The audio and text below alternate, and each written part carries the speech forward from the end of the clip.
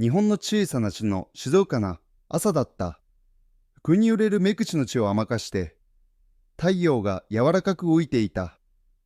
狭い通りには昔ながらの小さな商店が連をこね、その一つ一つが台徳市以外の日本の超独特の魅力を放っていた。その中に焼きたてのパンで知られる素朴なパンモがあった。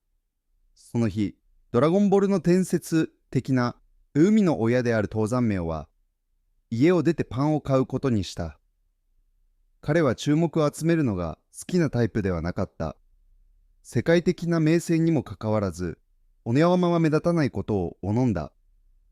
シンプルなシャツに履きを出したジーンズというか、ジュアルな服装で、彼はただの地元の人に見えた。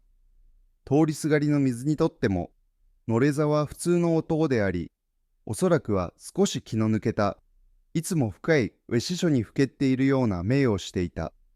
街を歩きながら、ニョレザは自分の仕事を振り返った。ドラゴンボールが世界中のんべくがもの人々にインスピレーションを与えたのと同じように、来るべき時代にインスピレーションを与えたいと願っていた。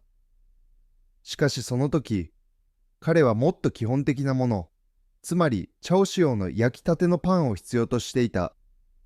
パンをにつくと、焼きたてのパンのいい香りが彼を迎えた。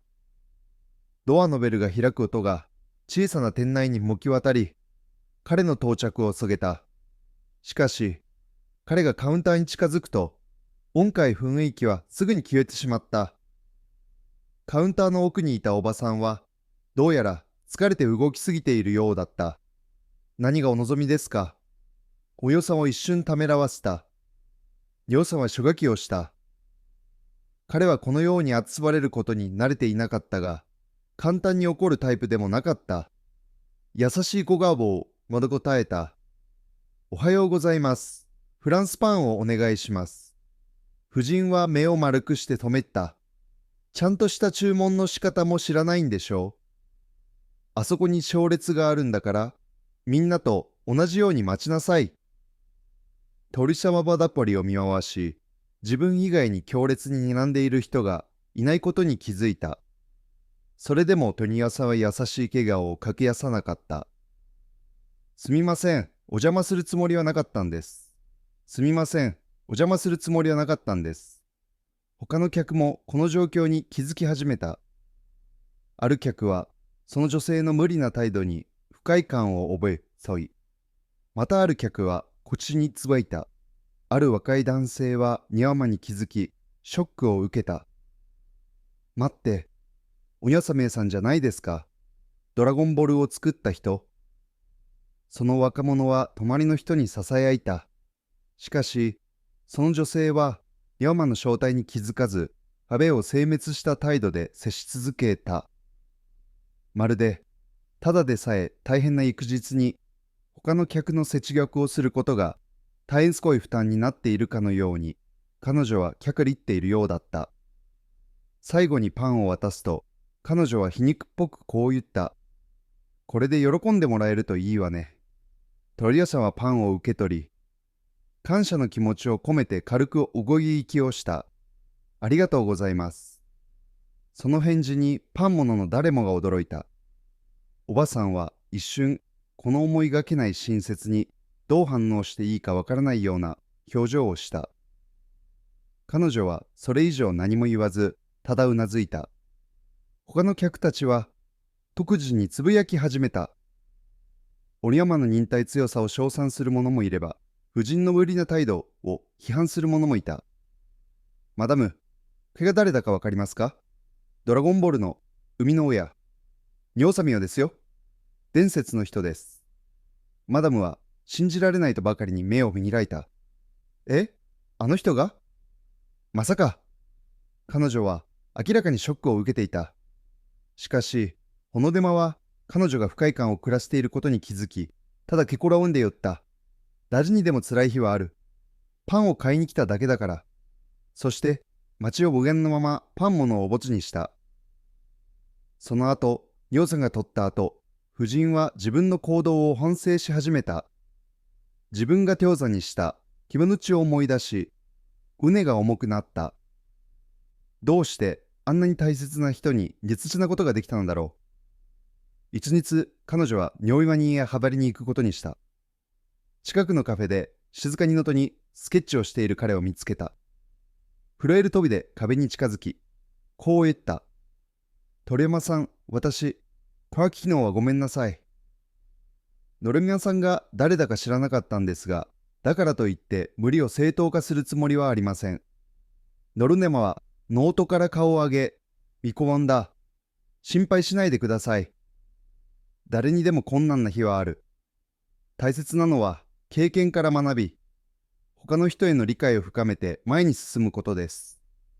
女性は彼の言葉に深く感動した。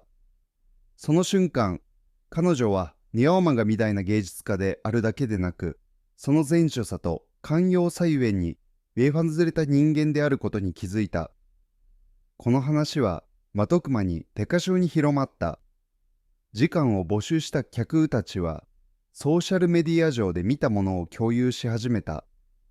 パンモンにいるデアマの写真と、その時のやりとりの記録は、何千ものいいねとコメントを集めた。